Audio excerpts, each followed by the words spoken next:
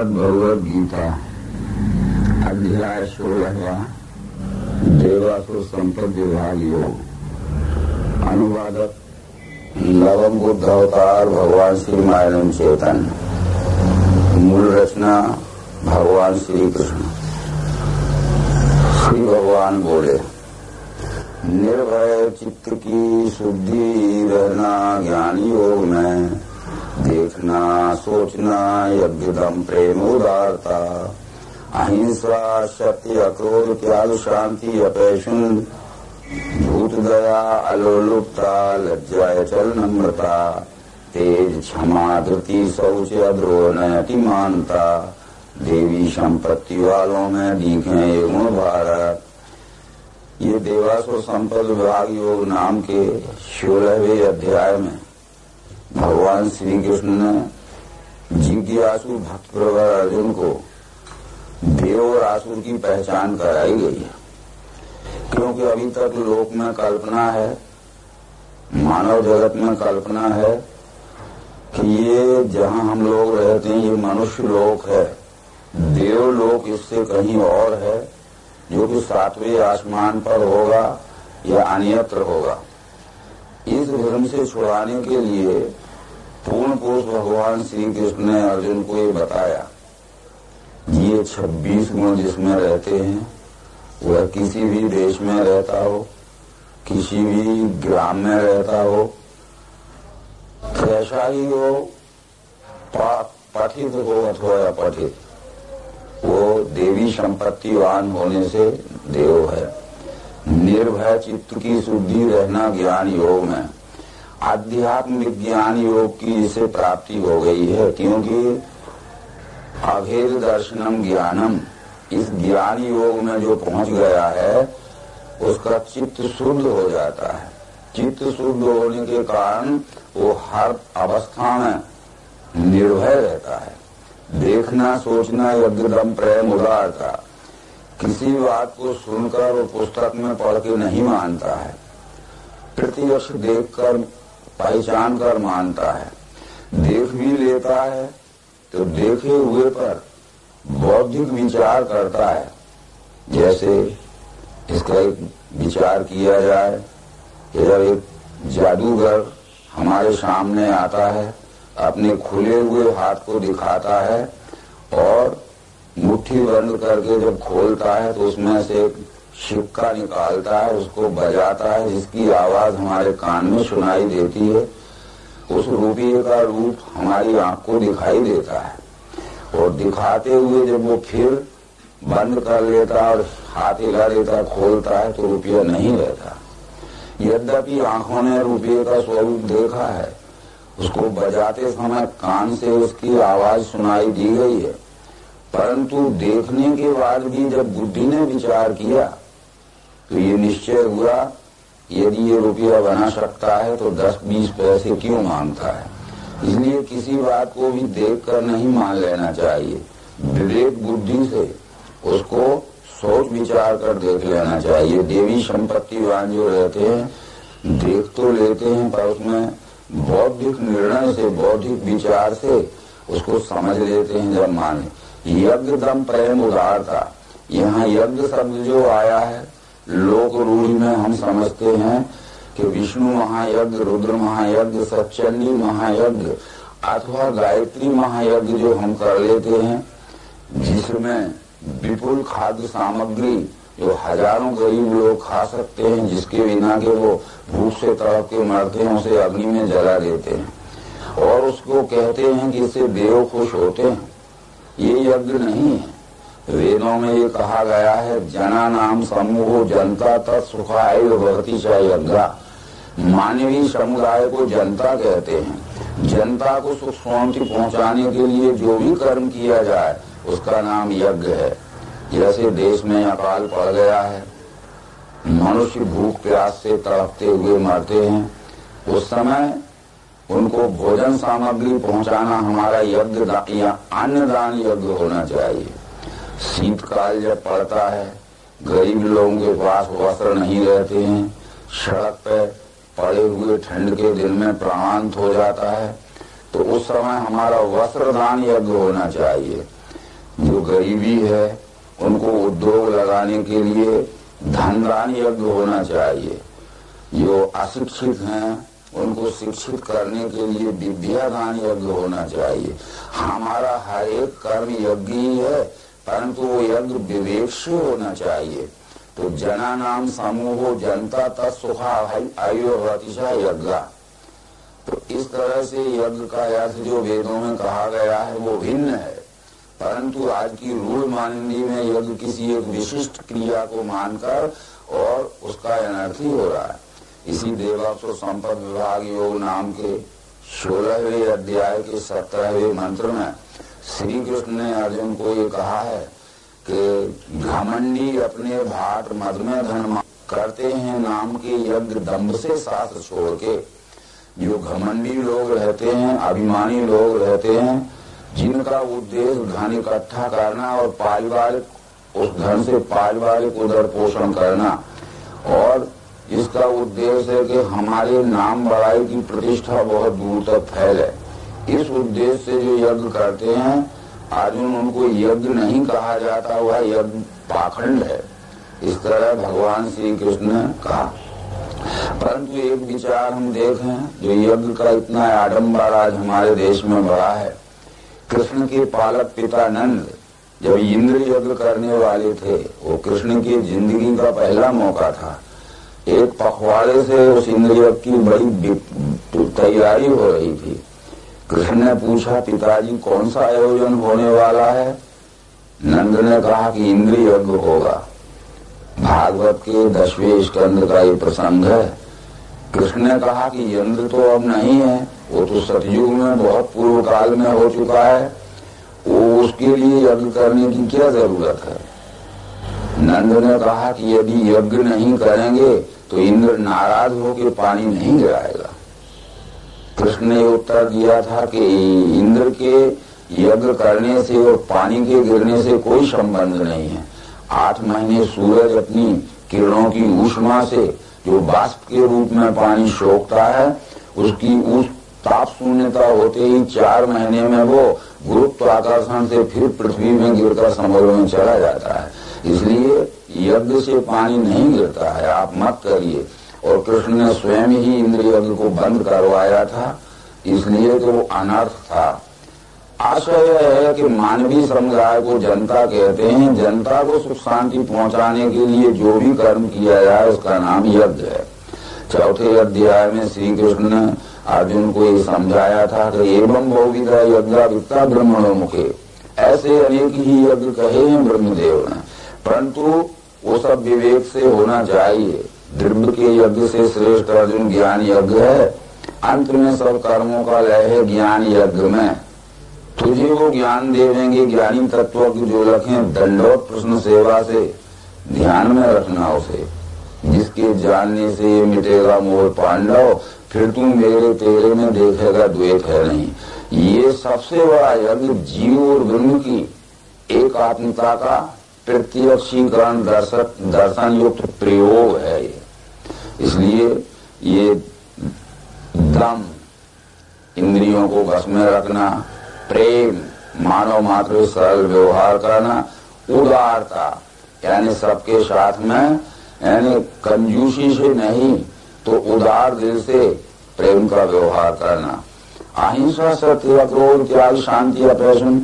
अहिंसा का अर्थ जितना भी भाष्यकारों ने किया है वो अहिंसा का अर्थ किया है कि किसी को दुख पहुंचाना ये हिंसा है और दुख ना पहुंचाना अहिंसा है। परंतु केवल नवम अवतार भगवान श्री मायन चेतन जी ने उसके साथ एक शब्द जोड़ा है, अकारण दुख पहुंचाना हिंसा है, पर कारण उपस्थित होने पर उसको मृत्यु दंड देना भी अहिंसा है। जैसे हमारे शरीर में अभी कोई व्याधि नहीं है, कोई फोड़ा वगैरह नहीं है, अगर हम शरीर के उस अंग को काटेंगे, चीरा लगाएंगे तो बराबर हमें दुख होगा। अकारण चीरा नहीं लगाना चाहिए। परंतु जब हाथ की अंगुली में यदि फोड़ा हो जाए, पेट की अतड़ियों में अगर अल्सर हो जाए, छोटी बड़ी आंत जहाँ जुड़ती है वो अपेंडिसाइटिस हो जाए, तो मृदु औषधियां करने पर भी जब हमारा रोग शमन नहीं होता है तब हम ही बखुशी और प्रेम से अपने ही शरीर पर ऑपरेशन करवा लेते हैं, चीरा लगवा लेते हैं। उस समय पूरे शरीर की तड़फन मिटने के लिए किसी अंग विशेष को काट देना ये अहिंसा ही है। बस ये भगवान महावीर जी कहते हैं। तात्पर्य ये समझ लीजिए, अकारण किसी को दुख पहुंचाना हिंसा है, पर सकारण किसी को मृत्यु दंड देना भी अहिंसा है।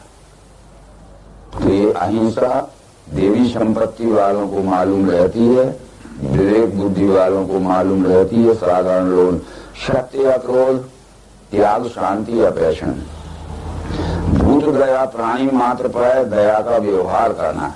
दया का अर्थ होता है अपने परिवार पर तो हम दया करते ही हैं, ये ममता के कारण दया करते हैं, स्वार्थ के कारण दया करते हैं, पर निस्वार्थ भाव से प्राणी मात्र को किसी आपत्ति में फंसा हुआ देखकर तन मन धन से हम उसको सहयोग देकर उसकी आपत्ति को निवारण कर देते हैं। इसका नाम देवी संपत्ति वालों की सात्विक दया है। तो ये दया का अगर हमने ठीक अर्थ नहीं समझा तो दया भी हमें दुखदायी हो जाएगी। यदि किसी से पूछा जाए कि दया अच्छा गुण है कि बुरा गुण है, हर मनुष्य ये कह सकता है बिना विवेक के, बिना सोचे विचारे कि अच्छा गुण है। यदि कहा जाए कि दुष्ट पर दया करना तो ये बुरा हो जाएगा। उदाहरण एक दिया जा सकता है, पूर्व इतिहास में जो 12वीं सदी का था, इस देश के पृथ्वीराज चौहान ने मोहम्मद गोरी के ऊपर 17 बार दया की, जिसका परिणाम आज भी भारत भोग रहा है। पर जब मोहम्मद गोरी ने पृथ्वीराज चौहान को पकड़ लिया और उसने कहा कि मैंने तेरे ऊपर 17 बार दया की थी, दया करके मुझे एक बार छोड़ दे, उसका उत्तर था कि तू मूर्ख था, शत्रु पर दया नहीं की जाती है। और वो ले गया गजनी और वहां पहले आंख फोड़ दी उसकी। आंखें फोड़ने का मतलब था कि छूट के भाग भी जाएगा तो अंधा क्या कर लेगा। दया का बहुत गंभीर अर्थ है। तो इस तरह ये लज्जा जो असत आचरण से हमेशा लज्जित होता है, झूठ व्यवहार करने से जिसे शर्म लगती है, अचल नम्र रहता है। तेज का अर्थ होता है आचरण का तप, जिसके आचरण में जिंदगी में कोई कलंक नहीं लगता है, इस कारण उसमें तेजस्विता रहती है। जिमी कुपंथ पग देत खगेशा रहा न तेज बुद्धि लवलेशा। जो कुमार्ग में चलते हैं उनमें तेजस्विता नहीं रहती है, और जो सतमार्ग में चलते हैं धनहीन ही हो, बलहीन भी हो, गृहहीन भी हो, तब भी उनमें तेजस्विता रहती है। अद्रोह, किसी से अकारण द्रोह नहीं करते हैं। नयाति मानता, ज्यादा मान सम्मान नहीं चाहते। यदि किसी के घर में गए भी हैं, उसने बैठने की सम्मान की बात नहीं की तो बुरा नहीं लगता उनको, पर ये जरूर जानते हैं कि इसको हम आए हैं तो हमारे साथ में कुछ न कुछ मान सम्मान का व्यवहार करना था, वो बुराई नहीं मानते। नायति मानता शब्द अतिमान नहीं चाहते हैं, पर मान और अपमान क्या है ये वो जानते हैं। देवी संपत्ति वालों में दिखे ये गुण भाग। ये 26 गुण जिस मनुष्य में दिखते हैं वो किसी भी गांव में, किसी भी देश में रहता हो वो देव है। बराबर विद्वान सो ही देवा, ये वेद में कहा है। यानी आत्मदर्शी पुरुषों को देव कहते हैं। इसके भी आगे आसुरी के लक्षण हैं। तेज, दम्भ, दर्प, अभिमान, क्रोध, अत्यंत कटु बोलना, और अज्ञानी ये पार्थ चिन्ह आसुर भाव के। दम्भ कहते हैं मिथ्याचार को, हर बात में झूठा व्यवहार करना और अपनी बड़ाई को प्रतिष्ठापित करना। दर्प कहते हैं जलापन अथवा घमंड।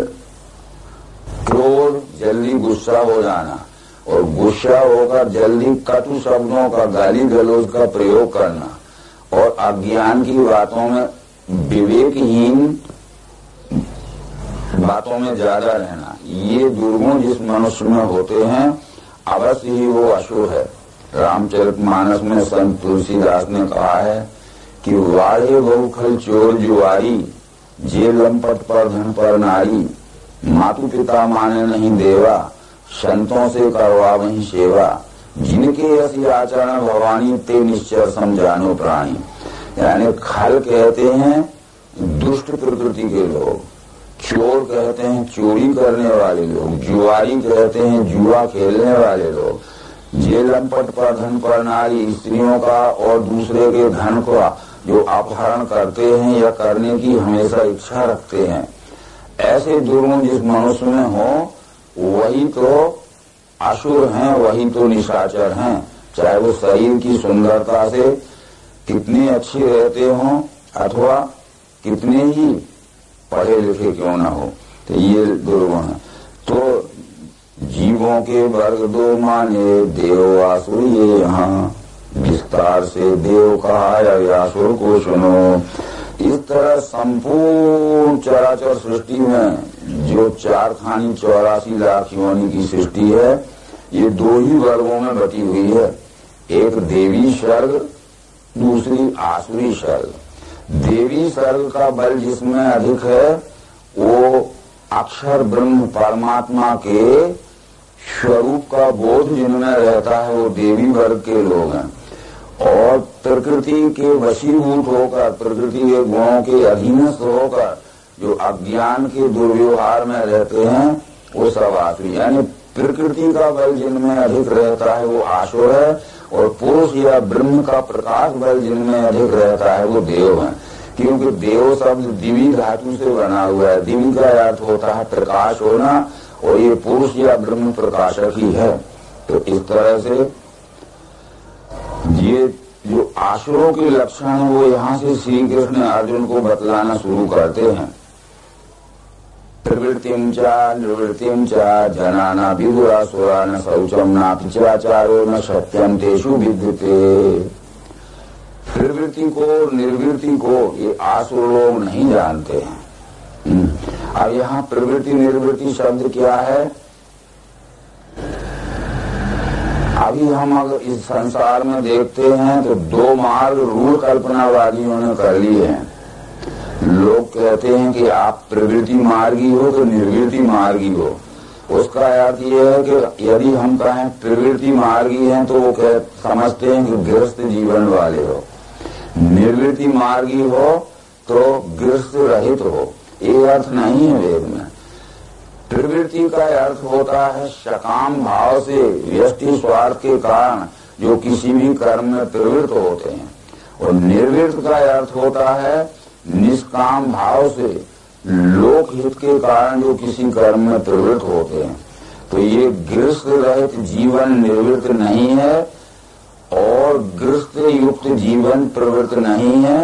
इसका रहस्य आसुरी नहीं जानते हैं। कृष्ण जी कहते हैं प्रवृत्तिम चा निर्वृत्तिम चा जनाना विदुरासुरा न शौचम नापि चाचारो न सत्यम तेषु विद्यते। ये 18वें अध्याय में ये कहा गया है कि सत्वगुणी या विवेक बुद्धि ही प्रवृत्ति निर्वृत्ति का रहस्य जानती है। प्रवृत्तिम च निर्वृत्तिम च कार्य कार्य भया भय बंधम मोक्षम च या वेत्ति बुद्धि सपाद सात्विकी। प्रवृत्ति किसे कहते हैं, निर्वृत्ति किसे कहते हैं, इसका वास्तविक बोध जिस बुद्धि को रहता है वो विवेक बुद्धि है, यानी सत्वगुणी बुद्धि है। कौन सा कार्य हमारे से सबको सुख शांति पहुंचाने वाला होगा, जिसमें हमें प्रवृत्त होना है, इसका नाम है प्रवृत्ति। और कौन से कार्य से केवल हमें सुख मिलेगा परंतु अधिक लोगों को दुख मिलेगा, इसलिए उस काम को छोड़ देना है। ये निर्वृत्ति यानी बुरे कर्म को छोड़ना और प्रवृत्ति यानी अच्छे कर्म को करना, ये वेद का अर्थ था। जिसका आज अनर्थ कर लिया गया कि प्रवृत्ति यानी गृहस्थ जीवन और निर्वृत्ति यानी गृहस्थ रहित जीवन। तो ये यहाँ समझना बहुत जरूरी है।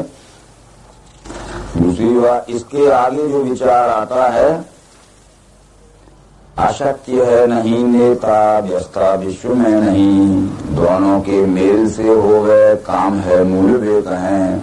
ये दुनिया झूठी है, ये जगत झूठा है, ये आसुरी लोग कहते हैं।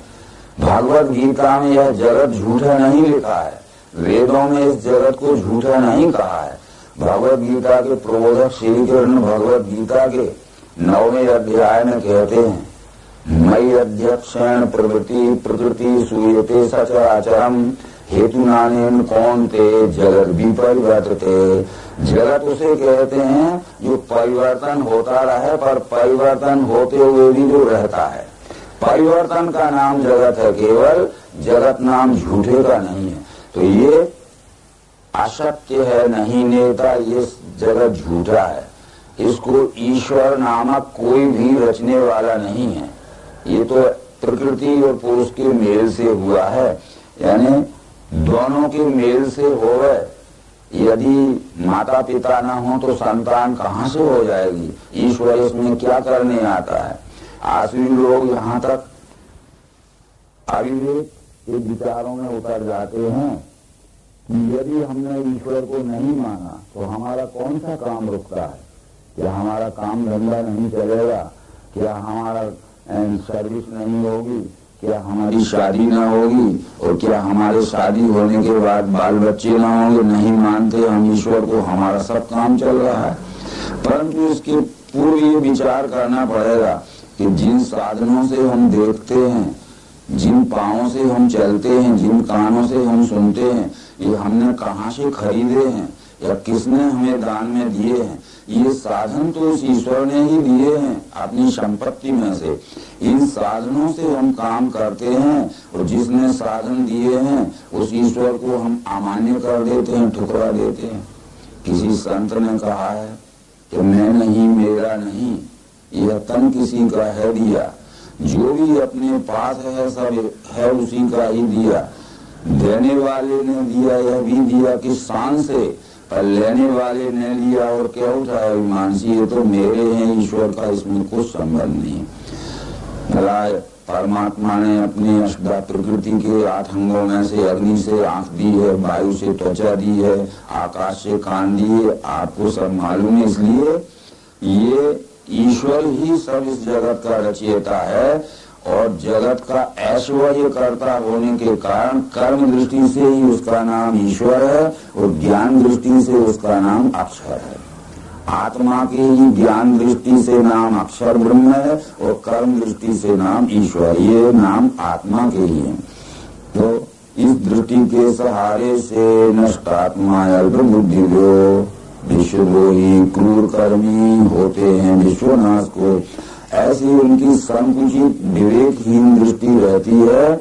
तो ये विवेकहीन दृष्टि का सहारा लेके संसार के प्राणियों का अपने स्वार्थ के लिए द्वेष करते हैं, अपने स्वार्थ के लिए हनन करते हैं और अपना सुख पूरा करते हैं। ये जगत द्रोही क्रूर कर्मी होते हैं। क्षयाय जगतो हिता, जगत के प्राणियों का हित यानी सुख का क्षय करने के लिए ही इनका जन्म होता है।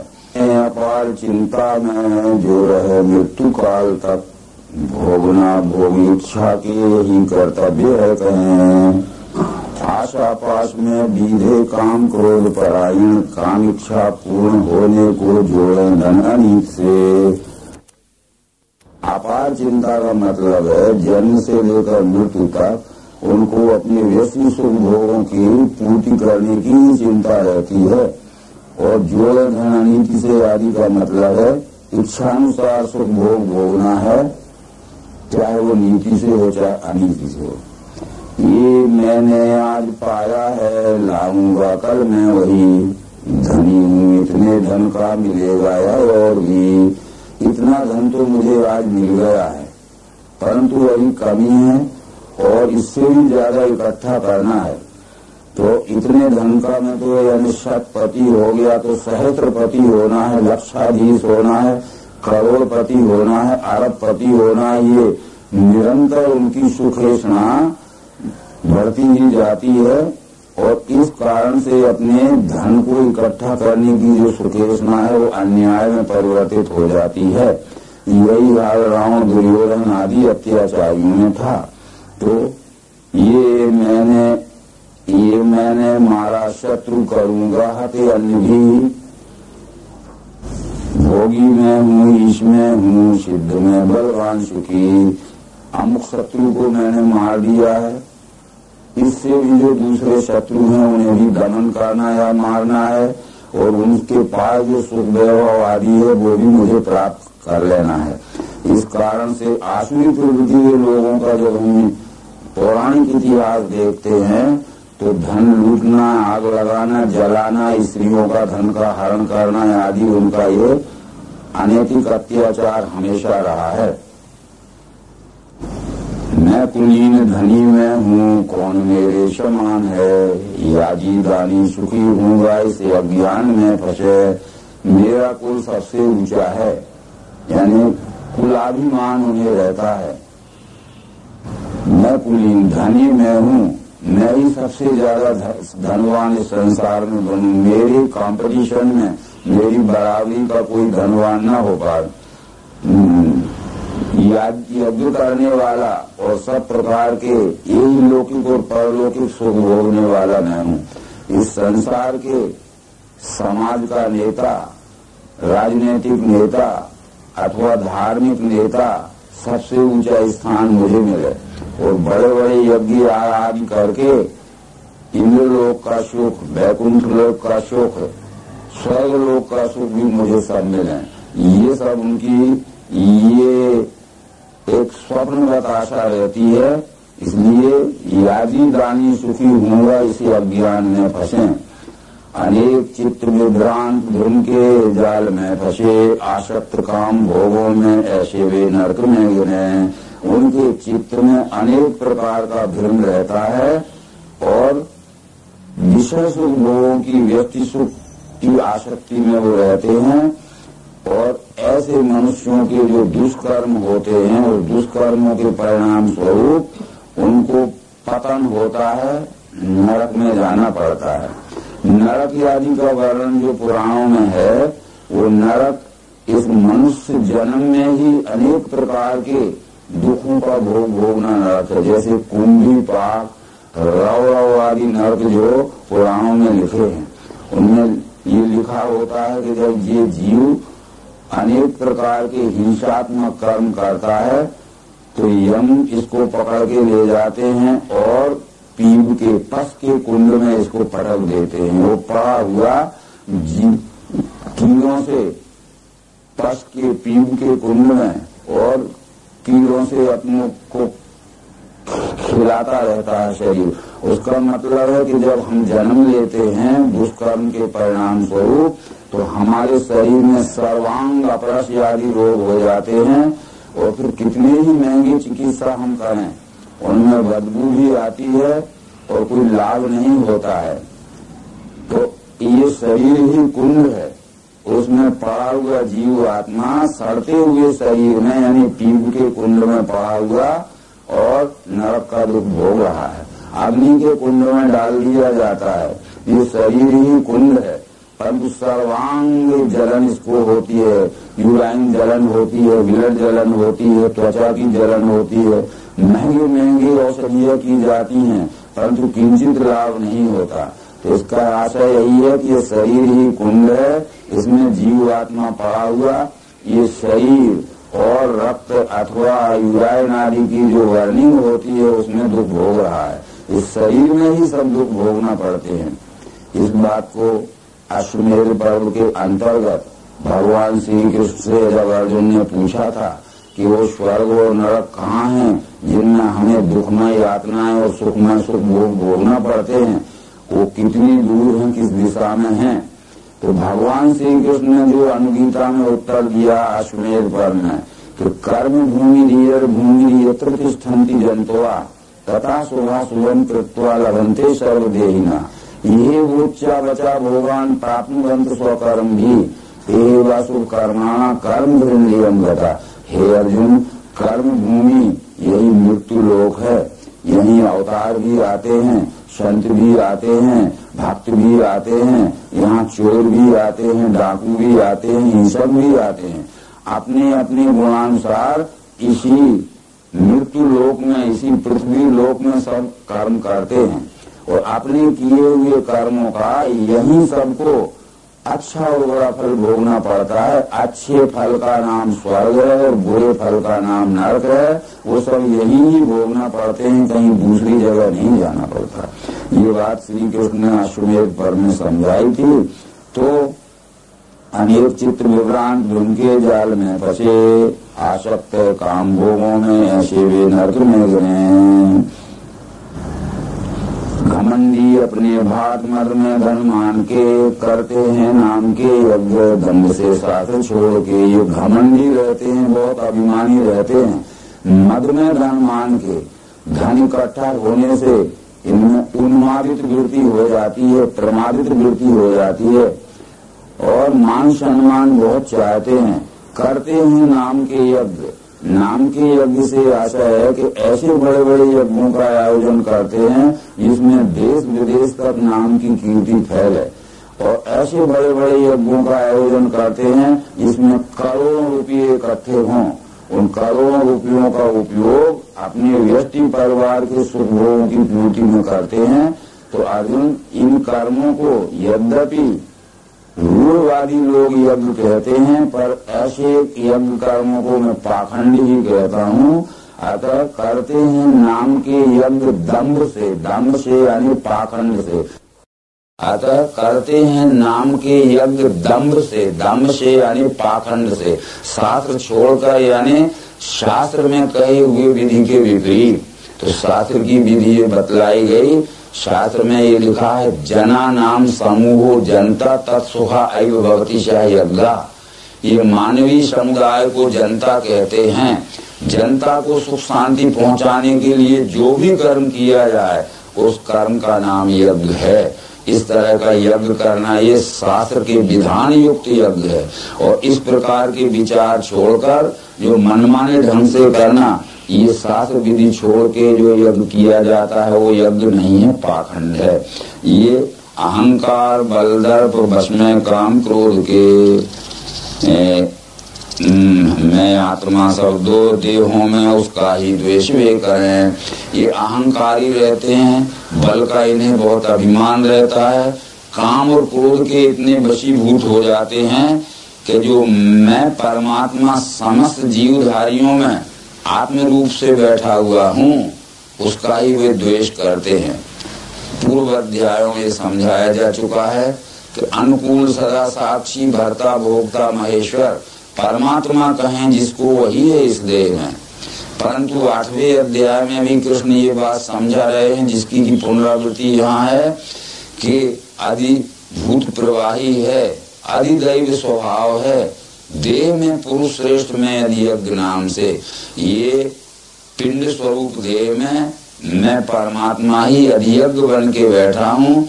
ये पिंड स्वरूप मानव शरीर देह में मैं परमात्मा ही जीव आत्मा बन के बैठा हूँ। तो जीव आत्मा के रूप में बैठे हुए मुझ परमात्मा से ही अपने स्वार्थ के लिए अनेक प्रकार के द्रोह करते हैं और असत कर्म करते हैं।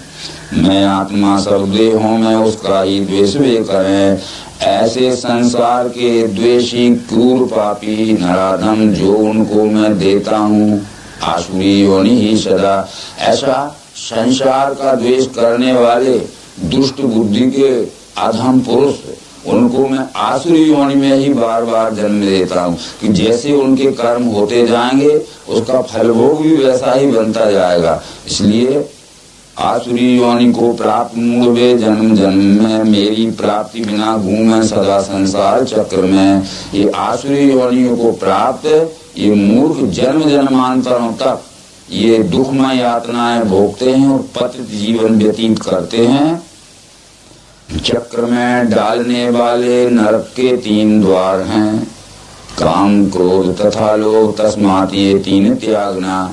ये जन्म मृत्यु के चक्र में डालने वाले नरक के 3 दरवाजे हैं, काम क्रोध लोभ। इन काम क्रोध लोभ के वश में नहीं होना। नरक के 3 द्वारों से कौन थे मुक्त जो हुआ वो वर करे, वर्ण का कर्म मिले आत्मगति उसे। काम क्रोध लोभ जो व्यष्टि स्वार्थ के लिए उपयोग करता है वो अत्यंत हीन और पतित अवस्था में उसे जन्म जन्मांतरों तक घूमना पड़ता है।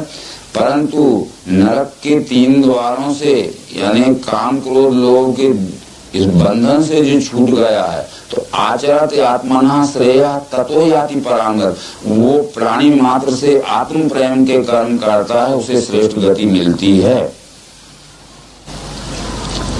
जो शास्त्राज्ञा नहीं माने इच्छा से अपने चले, वह सिद्धि नहीं पाता, मिले न सुख सद्गति।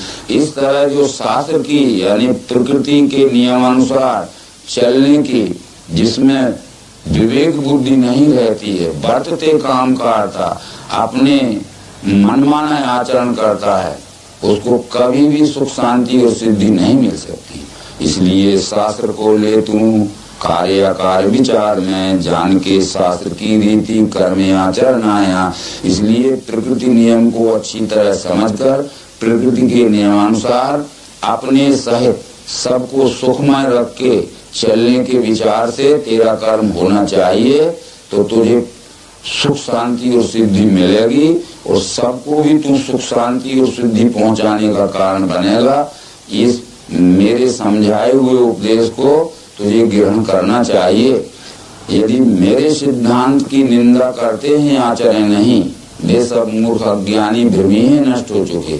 मेरे इस बतलाए हुए सिद्धांत की जो निंदा करते हैं, पर इस सिद्धांत के अनुसार जिनका आचरण व्यवहार मानव जगत में नहीं हो सकता है, तो मूर्ख हैं, अज्ञानी हैं, भ्रम ग्रसित मनुष्य हैं और उनका पतन अवश्यंभावी है, कभी भी उत्थान नहीं हो सकता, सुख शांति की सिद्धि नहीं मिल सकती। यहाँ देवासुर संपद विभाग योग नामक भगवत गीता का 16वां अध्याय संपूर्ण हुआ।